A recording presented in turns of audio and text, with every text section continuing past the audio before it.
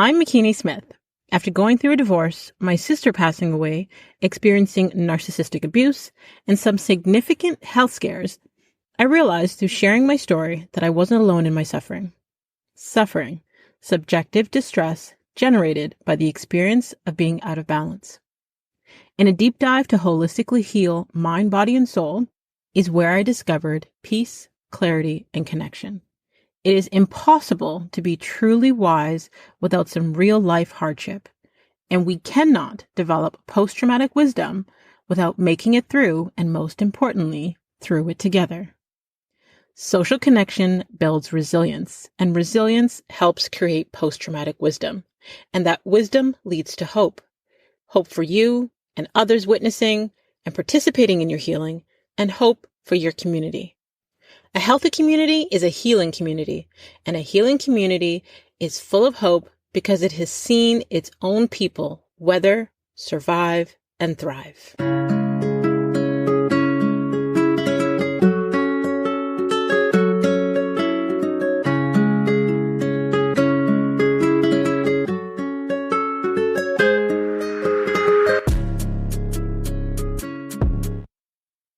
Welcome back to the Heal Her podcast. Today's episode is going to be a solo episode because I feel like we need a disclaimer or a preface to some of our upcoming episodes just to give you guys a greater understanding. I have been having a lot of conversations with women in my network, with women that have been on the podcast. It's just been a common conversation about mother wounds. And, you know, it's a running joke in some of my friendship circles about our mother wounds. And it's, you know, a running joke, but also it's a serious matter.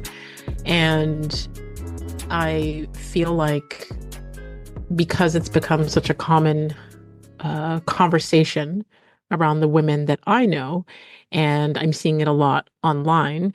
Before I share some of our upcoming episodes where women are speaking about their mother wounds and how they are working through those things, I felt like it was necessary to have an episode explaining and digging deeper into what mother wounds actually are, how they're created, and how we can heal them. So let's jump right in. So, you know, our mothers mold us, often physically in the room, you know, through, actually there's many types of mothers. We can have adoptive mothers, we can have, stepmothers. There's all different types of mothers, but often physically in the womb, and then emotionally through our interactions, our mothers can mold us. So what happens if a mom isn't there for you emotionally? According to some psychoanalysts, researchers, and other theorists, the so-called mother wound occurs. So let's dig into what is a mother wound. The mother wound often refers to the emotional, mental, and spiritual trauma that can result from a lack of sufficient love, support, or emotional connection from a mother figure. So this type of attachment trauma can manifest in various ways, including a diminished self-esteem, attachment issues, and emotional difficulties. It can also be a collective injury passed down through generations, often affecting women due to societal pressures and ancestral experiences such as abuse, neglect, marginalization. And healing the mother wound typically involves self-care, therapy, and creative expression to address and mend these deep-seated emotional scars. So in summary, the definition of a mother wound is an emotional pain passed down from mother to child. Let's unpack that. It says that a mother wound can be something passed down generationally. It can be, affected through societal pressures or abuse, neglect, or marginalization. And I feel like in a lot of Black communities, African, West Indian, wherever you're from in the world, there's a lot of things that are considered normal, but are actually traumatic. And we've talked about this on the podcast for other issues, but there's a lot of memes and comedic jokes and things online that we see culturally about the Black mother or the West Indian mother or the African mother in terms of how they handle things. And to each their own, obviously, everyone is allowed or entitled to live how they want to live, but it's not always healthy. So let's talk about who typically experiences the mother wound. So children, usually daughters, but sometimes sons, are said to experience the mother wound if their mother provided support by taking care of the physical needs of the child, but didn't give love, care, or security. They're said to experience the mother wound if their mother didn't provide empathy to mirror the child's emotions and help them label and manage those emotions. If the mother didn't allow the child to express negative emotions, if the mother was extra critical, if the mother expected the child's support with their own physical or emotional needs, if the mother wasn't available to the child, either because they had to work or because they were busy with their own interest. We know that mothers obviously have to work, and even working single moms, it doesn't mean that they've instilled a mother wound onto your child. So this episode isn't about guilting moms or making moms feel shame. But it's also said that if the mother had suffered emotional or physical abuse themselves and didn't process that trauma, and they were unable to offer love and nurture to their child. Someone can experience a mother wound if their mother had untreated mental health conditions, if their mother experienced alcoholism or drug addiction. There's so many ways that someone can experience a mother wound, and it doesn't mean that it was intentional. We can have the greatest intentions and it not have the impact that we want it to. And again, I want to give a disclaimer. This episode is not about shaming moms. I'm a mother of 3. And I'm sure that my kids will one day be sitting on a therapist's couch unpacking probably their earlier childhood before I started my healing journey. So this isn't about shaming moms, but it's about addressing mother wounds and how they're created and how they affect us. So like I said, both daughters and sons can experience the mother wound. The mother wound is not a specific diagnosis. And although it can hurt so much that, we're sure it warrants one, while both daughters and sons can feel the impact of the under mothering that leads to the mother wound, it's typically considered a mother-daughter wound. So thanks to psychologist Mary Ainsworth and her attachment theory, we know that the trust a mother instills in childhood positively affects the child's present and future relationships, meaning a child who acquires the mother wound is most likely to perpetuate this type of relationship with their children. I read a couple years ago when I started my healing journey, I read the book called Attached, and it helped me to understand our adult attachment styles, how we connect with others in our adult life based on our childhood experiences. And there are a few types of attachment styles, and I'll cover that in a future episode. But there's like avoidant attachment style, there's secure attachment style, there's anxious attachment style, and there can be like a mix where someone can be a secure anxious, or someone can be anxious avoidant, all those things. So I do recommend that you take the test and figure out what your attachment style is based on your upbringing, because it's helpful in how we function and operate in our relationships today, in our responses today. So, a mother wound can manifest in various ways, often affecting different aspects of a person's life. So, some common manifestations include one, a low self esteem, feeling unworthy or not good enough, often stemming from a lack of validation and support during childhood. Two, people pleasing, constantly seeking approval from others and putting your needs or their needs above your own due to the fear of rejection or abandonment. I'm a recovering people pleaser, so I get this one. Three, difficulty setting boundaries, struggling to say no or establishing healthy limits in relationships can lead to feeling overwhelmed or even taken advantage of. Four, attachment issues, experiencing anxiety or insecurity in relationships, often fearing abandonment or being overly dependent on others for emotional support. Five, perfectionism, striving for unattainable standards to gain approval or avoid criticism can lead to chronic stress and burnout. Six, emotional suppression, having difficulty expressing or recognizing your emotions, often because emotional expression was discouraged or invalidated. Seven, self-sabotage, engaging in behaviors that undermine your own success or happiness, often unconsciously, due to deep-seated feelings of unworthiness. So, 7 common manifestations that mother wounds can cause is low self-esteem, people-pleasing, difficulty setting boundaries, attachment issues, perfectionism, emotional suppression, and self-sabotage.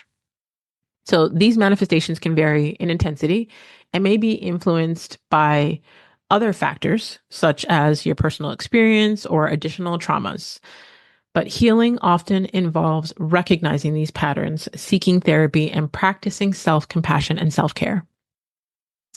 So, in summary, um, you know, the manifestation of a mother wound can create low self-worth, fear of rejection, perfectionism. It it creates a difficulty forming secure attachments or setting boundaries. And there's an impact on our personal growth from the mother wound that can be profound and multifaceted. So here's some key areas where it can have a significant effect. One, your self-identity. Struggling with a clear sense of self can hinder personal growth. The mother wound can lead to confusion about one's identity and values, making pursuing individual goals and aspirations challenging. Two, emotional health. Unresolved emotional trauma can lead to chronic stress, anxiety, and depression. These emotional challenges can impede one's ability to grow and thrive in various aspects of their life. I know for one, I have struggled with an autoimmune disorder, fibromyalgia for years, and realizing that it was my body suppressing all of the emotions and holding on to all of these emotions and not processing these emotions that were actually making me sick and causing me I don't want to say undiagnosed pain, but pain that doctors could not find in medical tests, if that makes sense. So number 3 is in relationships. A common impact is difficulty forming and maintaining healthy relationships. Issues like trust, intimacy, and communication can be affected, limiting personal and social growth. 4 is self-worth. Low self-esteem and self-worth can prevent individuals from taking risks, pursuing opportunities, and believing in their potential. This can stifle personal and professional development. Number 5, resilience. The ability to cope with setbacks and challenges can be compromised. The mother wound can make it harder to develop resilience, which is crucial for personal development and overcoming obstacles. Number 6, creativity and expression. Emotional suppression and fear of judgment can stifle creativity and self-expression. Personal growth often involves exploring and expressing one's unique talents and perspectives. 7, autonomy. Difficulty setting boundaries and asserting oneself can lead to a lack of independence. Personal growth requires making independent decisions and taking control of your life. So, the 7 impacts on personal growth that a mother wound can cause is 1, self-identity, 2, emotional health, 3, relationships, 4, self-worth, 5, resilience, 6, creativity and expression, 7, autonomy.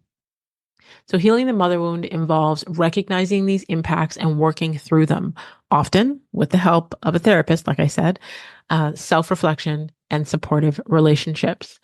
This can lead to a greater self-awareness, emotional freedom, and a stronger sense of self, ultimately fostering personal growth. I've talked about this many times on the show, but it's been over a year now. It's probably almost a year and a half that I have been going to therapy weekly. And, you know, this show is pro therapy. We strongly believe in therapy over here, but there doesn't have to be something wrong with you, or you don't have to be in a state of crisis in order to have a therapist. I had a previous guest who was in the nursing industry, healthcare industry, and she spoke about her view of therapy as, getting an oil change for your car, maintenance. It's about maintaining mental wellness. It's about having a space for yourself just to speak and get your thoughts out and to express yourself without feeling judgment, with people who may be biased. So definitely recommend therapy, but let's get deeper into some steps to help you heal, because healing the mother wound is a deeply personal and often complex journey. It's important to remember that healing is possible. So I'm going to give you some practical steps that can, guide the process and lead to some pretty big steps in your personal growth and transformation. So 1, it's important to acknowledge the wound. It's important to recognize and accept that the mother wound exists. So this is the first step toward healing. We can't heal what we won't reveal. And it's okay to have the emotional pain associated with it. Understand that the root of your pain is a crucial part of your healing process. It's important to seek professional help. Consider, again, like I said, working with a therapist or a counselor about your trauma or your attachment issues.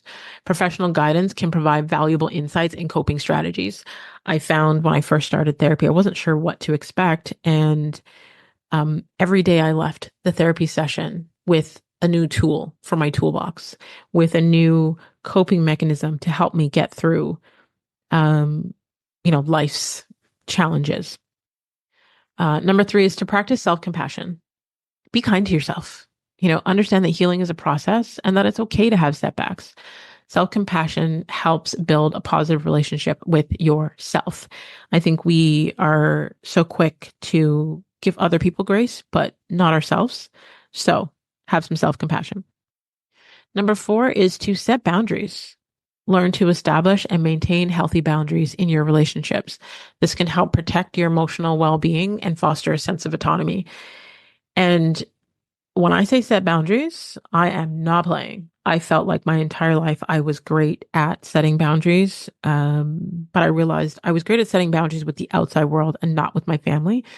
And now that I have learned to put those in place without guilt, because obviously at first it feels very uncomfortable, and others will try to shame you and make you feel bad for having boundaries.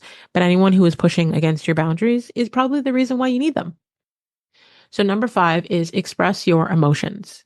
Find safe ways to express your feelings, whether through journaling, art, talking to a trusted friend. Emotional expression is crucial for processing and releasing pent-up emotions. When we are suppressing our emotions, we are basically causing depression. It's important for us to express those emotions and get them out and process them and move them, right? Emotions are energy in motion, so that we are not holding on to those emotions, that we're not um, internalizing those emotions and causing ourselves to get sick and causing ourselves to feel anxiety and all those other things that it can cause when we suppress our emotions. Number 6 is to reparent yourself. Engage in self care practices that provide the nurturing and support that we may have missed. This can include positive affirmations, self soothing techniques, and creating a supportive inner dialogue. I know for me, it started with the affirmations, which is why I created book number 2 to share some of the affirmations that I was using to help on my healing journey. So book number 2 is Walk in My Stilettos, 111 affirmations to help you heal. And, the way that our mind works, our subconscious mind doesn't know the difference between fact or fiction. And the repetition of those words, we actually start to believe them. And number 7 is connect with supportive people. Surround yourself with people who understand and support your healing journey. Build a network of positive relationships that can provide emotional support and encouragement. Now, you and I both know not all of our friends and family are supportive, positive, connections. So be mindful of who you are going to about your healing process, about who you are going to about your hurts. Be mindful of who you are sharing those things with, because sharing them with the wrong person, there are some people out there, because misery loves company, that will fuel that fire, that will create more anxiety within you, create more negative emotions. So just be mindful of who you choose as your supportive people. Number 8 is educate yourself. Read books, attend workshops, join support groups that are focused on healing the mother wound. Knowledge can empower you and provide new perspectives on the experience. And I feel like this world is full of ignorance, and ignorance is simply lack of knowledge. So when we educate ourselves and I'm going to say, be careful where you get your sources from. Not everything on TikTok is facts.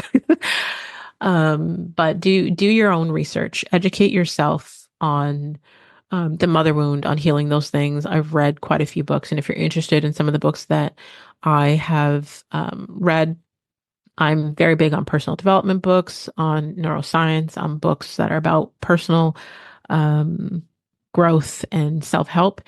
And all of the books that I've read, I keep track of on Goodreads, and it'll let you know. I think I'm probably going through like 20 to 25 books a year, but it'll let you know. You can go through the list and see which books are connected to healing the things that you want to heal.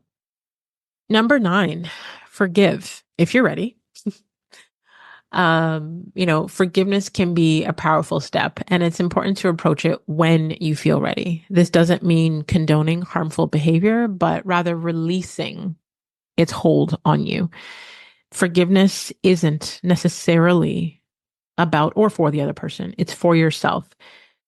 There are people that have harmed me or hurt me in the past, intentional or unintentional. And being able to forgive them allows me to release those negative emotions. It allows me to release the power that they have over me. It allows me to release the control or the real estate that they're taking up in my mind, in my spirit. So forgiveness is big. Number 10, practice mindfulness and meditation. These practices can help you stay present and manage emotional triggers. They can also foster a deeper connection with yourself and your healing process.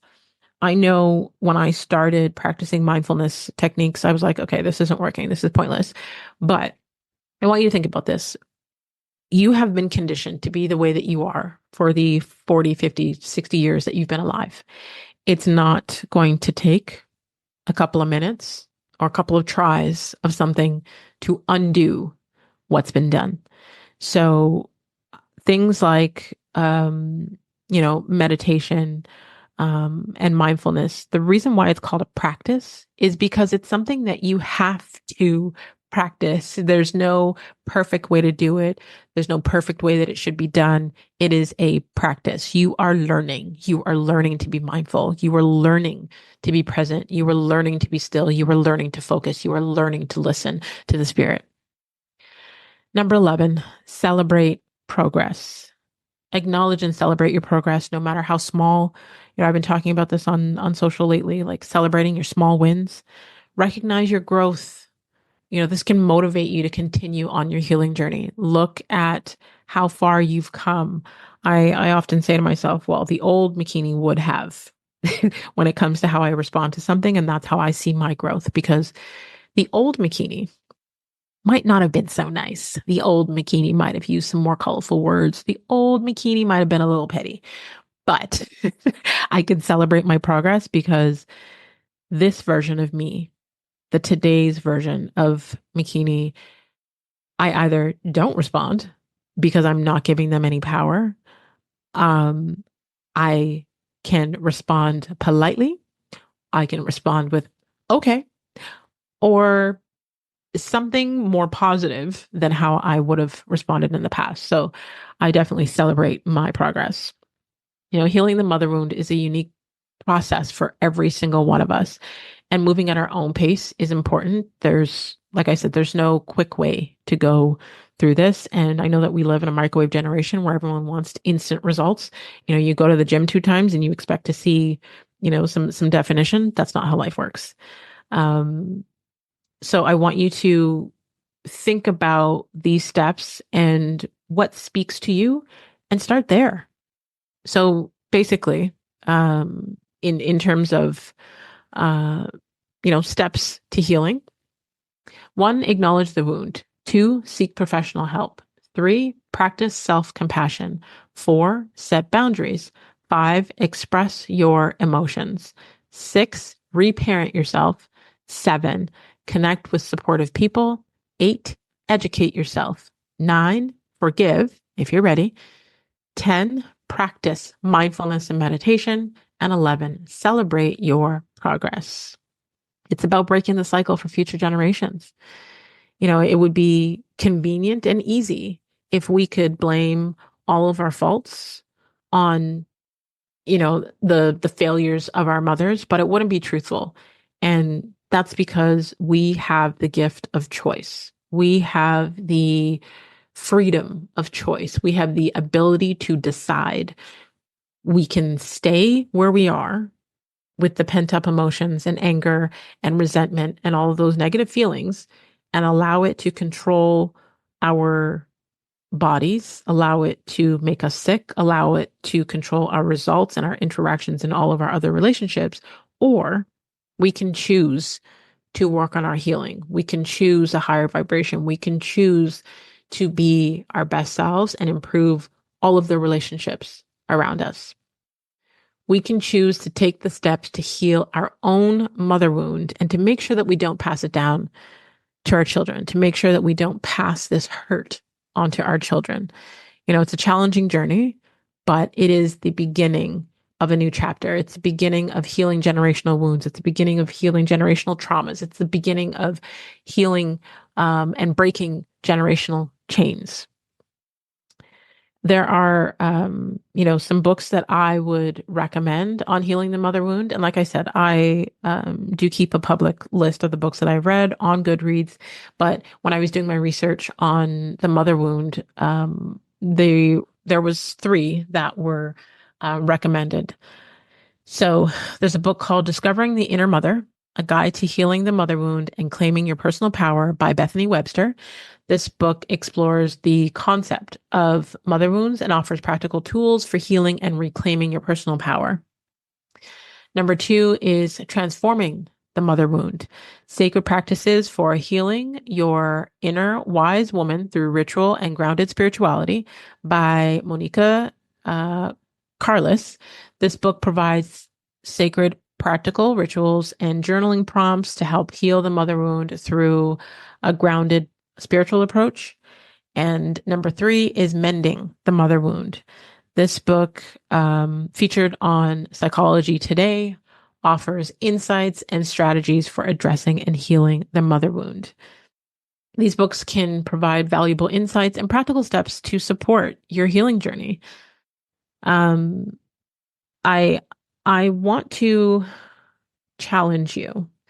I want to challenge you to think about if you have a mother wound and how that is affecting your relationship with your mother, with your children, with your partner, with your interaction with everyone else around you.